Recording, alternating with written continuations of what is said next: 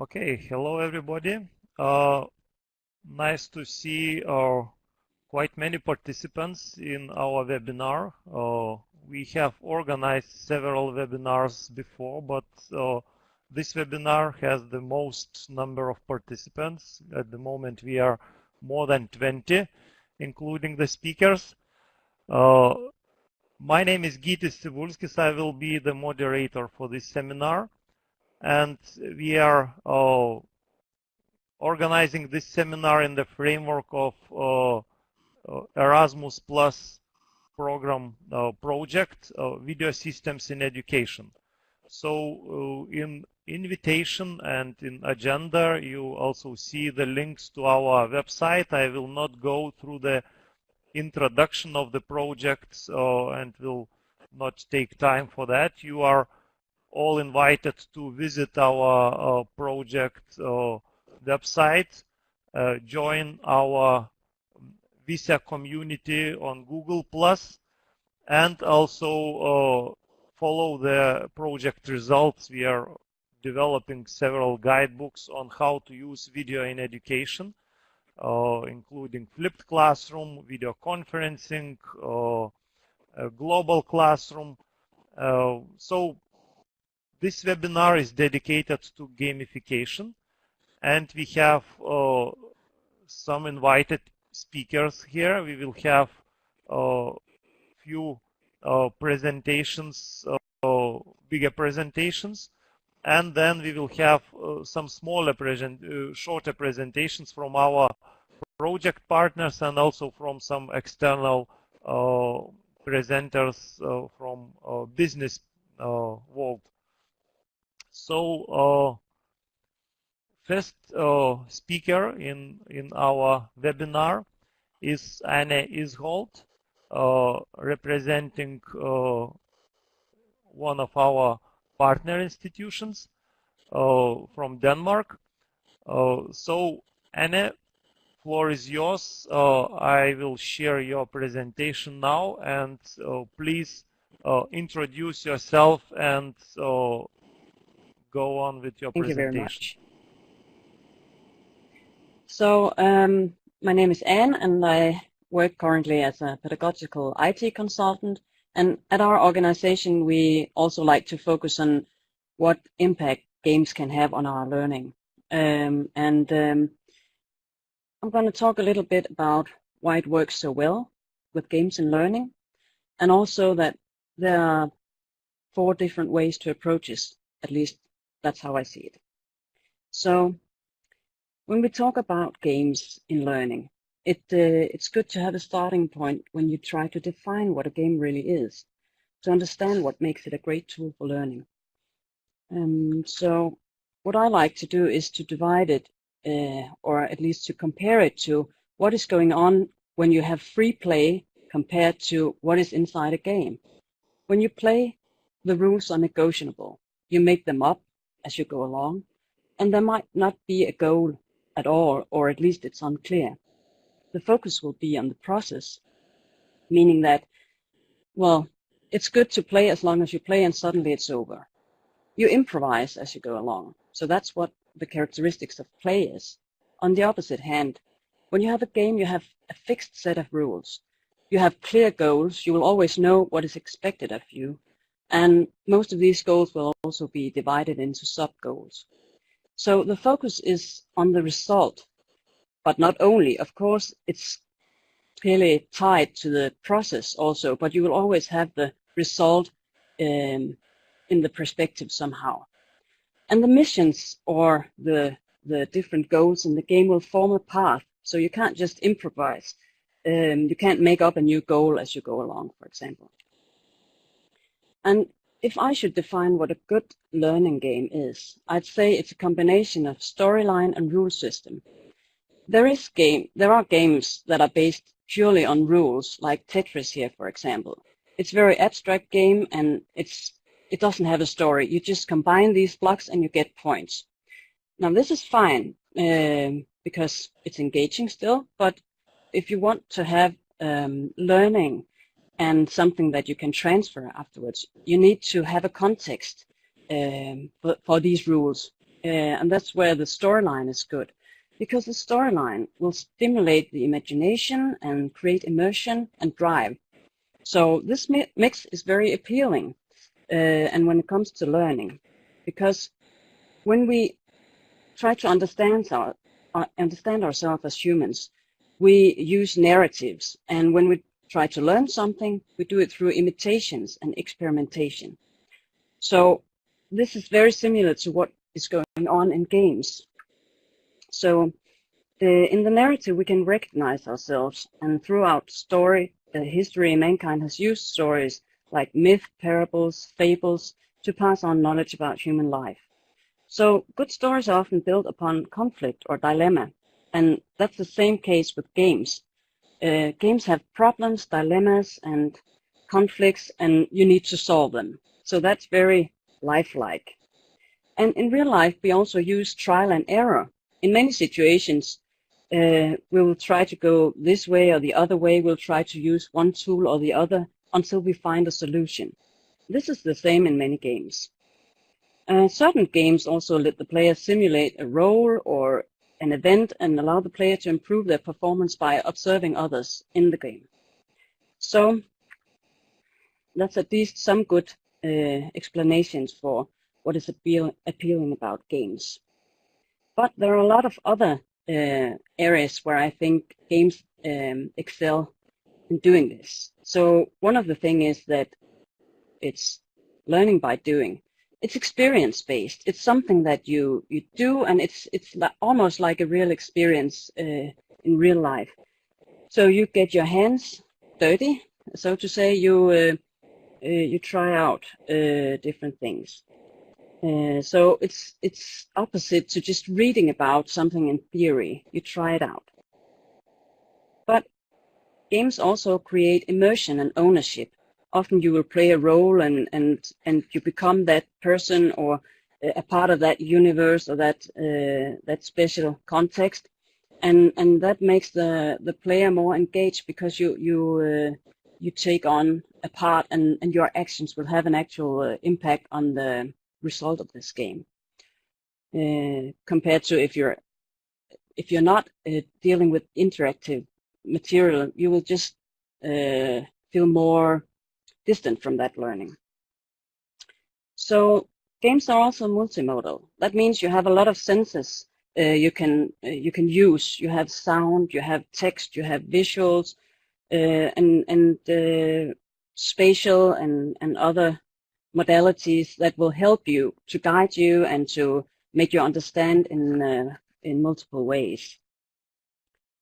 So as I said before, games are problem-based. There's something you need to solve, so this will encourage analytic and creative thinking. So it's full of choices to make and challenges to solve. And as humans, we're drawn to problem solving. It is nutrition for our brain. Games can also show the relation between complex events, such as the plague. How did it spread? How did so many people get involved? It could also be war in social studies, to understand the mechanisms that will drive that whole mechanism.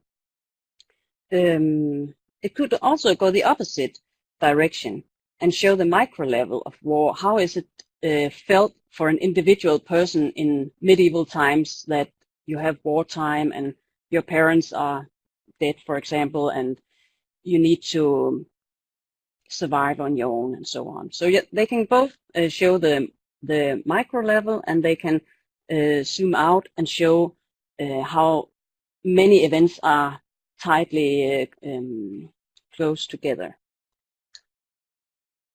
But games are sandboxes, and this is very important, because it's a safe place to experiment, it's a safe place to fail. And if we really want to learn something, we need to be able to fail. This is often hard in other areas of learning.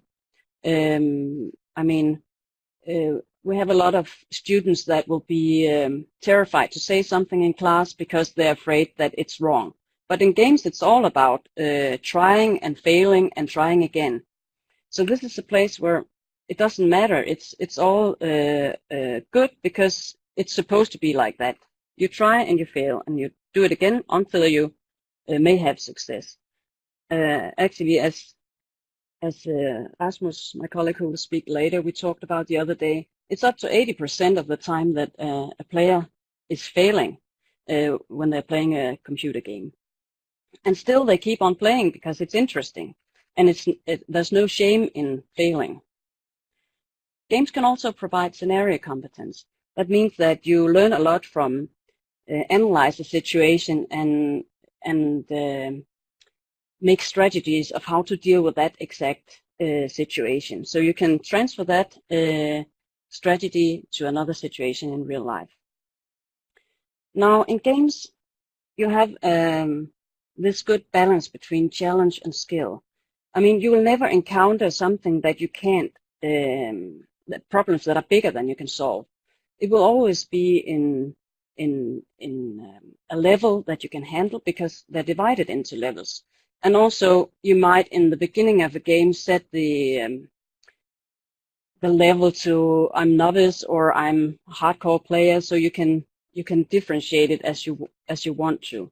And when you're in flow, you're very, very focused, and you are just concentrating on the problem at hand, the things you need to solve, and you can totally forget about time and place.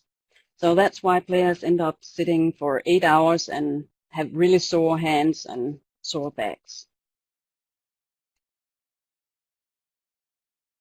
So studies of game-based learning show that actually you can increase motivation a lot.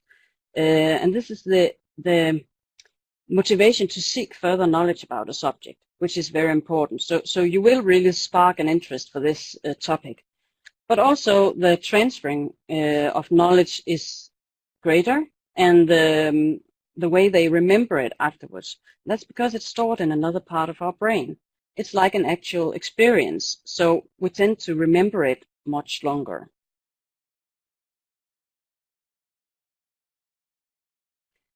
Now, this might be explained by this cone of learning from Edgar Dale. So in the top, we have reading. It says that if we're only reading something, the less involved we are, the less interactive we are, we don't remember it very well. And when you go to the bottom of the pyramid, you'll see that if you're doing the real thing, you'll remember most of it. So games would be on second place here, because that would be like simulating the real thing, the real experience. So we're really active here. We are both participating and doing and thinking and making hypotheses and all kinds of things.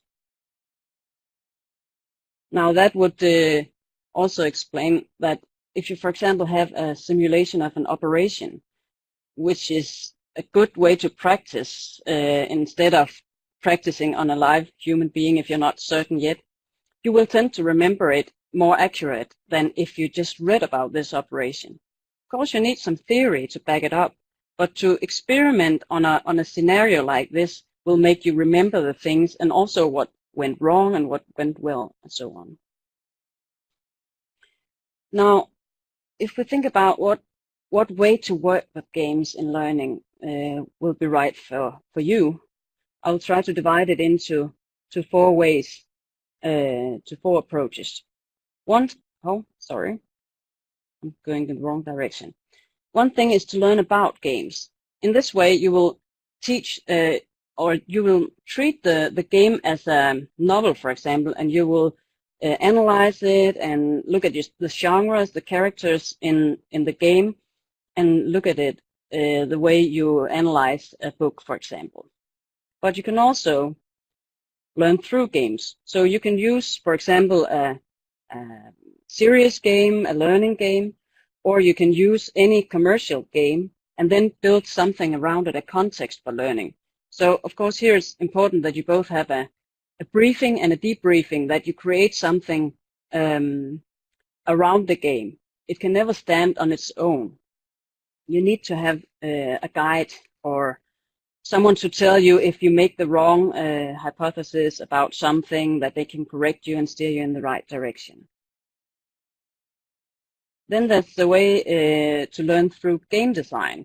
So when the teachers let the students design games, it's actually a high level of learning, because you have to get a conceptual understanding of the topic that you're learning about. You have to really dig deep into the core of the topic to know what should I show others in this game, so they will learn about the environment, for example.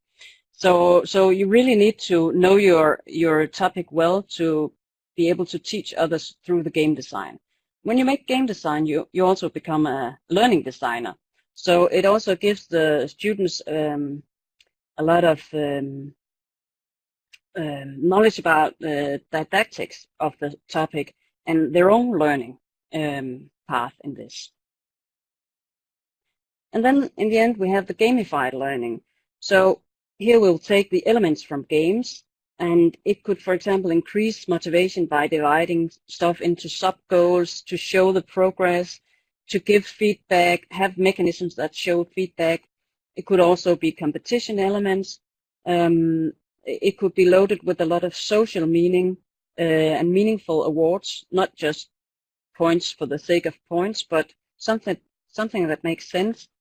It could be the embedding of choices and making of scenarios, for example, cooperation, and so on.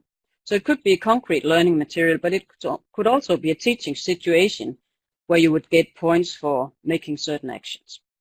So this is how I see it, that you can look at these 4 approaches and see what might be right for my students, and what is it I want to teach them. And also, of course, if you want to teach through games, you will have to know a little bit more about them yourself. You can't just throw out a game without having played it before. The same thing goes about when you learn about games to analyze them. You will need to know that game in depth, because it's the same thing if you're teaching mother tongue and you give them a novel or a text and you haven't read it before. It will make a strange learning situation, I'd say. So I hope you enjoyed my little presentation, and I'll ask Gittis if he has a few questions now, or we can gather them later. Yes, I see Fleming is typing. We don't have questions from the audience yet, but I'd like to give one question which bothers me personally. Your presentation is very convincing. The gaming in learning situations results in better understanding, in better learning. How to motivate teachers to do that, and who should be responsible for organizing all this motivational system, encouragement of the teachers to include games into their teaching and learning courses? Well, it's a big step, because if you're not a player or a gamer yourself, it will be hard to convince you to step out in this area, because it seems overwhelming for some people. So I'd say I would begin to show a couple of these small free games you can find online, where you sort of, for example, a political game or that makes a statement, and you might only play it for 5 minutes or something like that, but it will underline or make clear some point you want to give your students. So if I should, help a group of teachers to get started, I would gather them for a workshop of a couple of hours, and I'd say, okay, I'm going to find 5 of these small games that are eatable and it takes no skill to master. And that's a way to begin to understand how powerful it is. Just have 5 minutes in the classroom, and then you're ready to move on to some other subject, for example. And then for those who get hooked, I would build it up, because I've been playing games for 30 years, and I can't expect them to be as easily, convinced that this is the best way to do it. And then I'd say, we can't play for 200 hours during school time.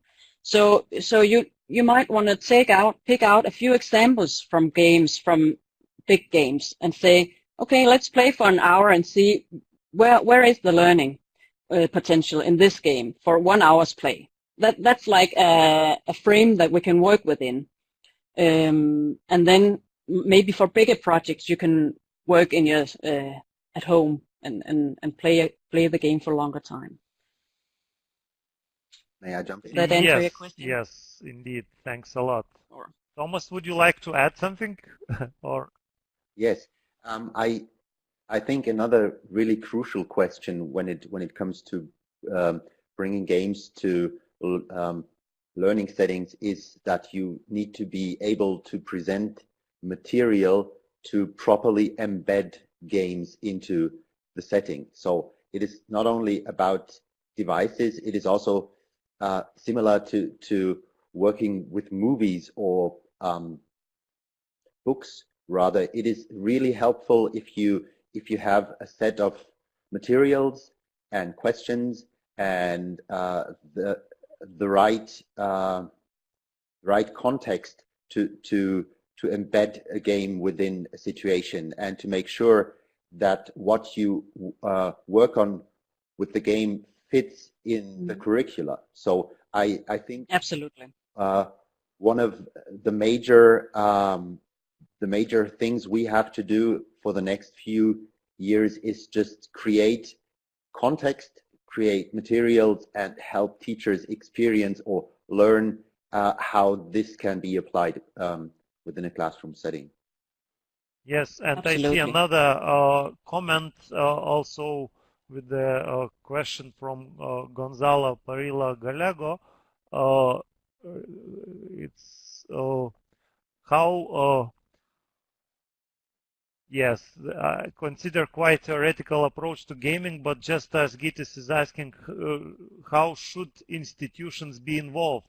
I guess it's also more important to convince institutions and main principals to get involved with this topic. So the problem of not only teachers, but convincing the managers of the institutions to pay attention to this and to invest into this topic in how to. Yeah, well, it's different from country to country, but in Denmark, at least for the moment, the government and so on are very focused on that we need to teach children and adults to program, have the computational thinking skills, and be innovative, and all these buzzwords. But they're not just buzzwords; they're also put into the curriculum. So actually, we can pinpoint somewhere in the curriculum that will support that this might be an opportunity to use games, for example, or game design. So I think, but as Thomas was saying, the institution also needs someone to point it out or present it in an eatable way. So they can see how will this help my teachers to get better results with the students, for example. Okay. But a lot of these things can be done free, and this is also a good factor when you need to convince an institution to do this, because game design, you have a lot of free programs there, and you can also make a game in PowerPoint if you want. So it doesn't have to cost much. Okay, thanks a lot, and it's really a great presentation, great thoughts, and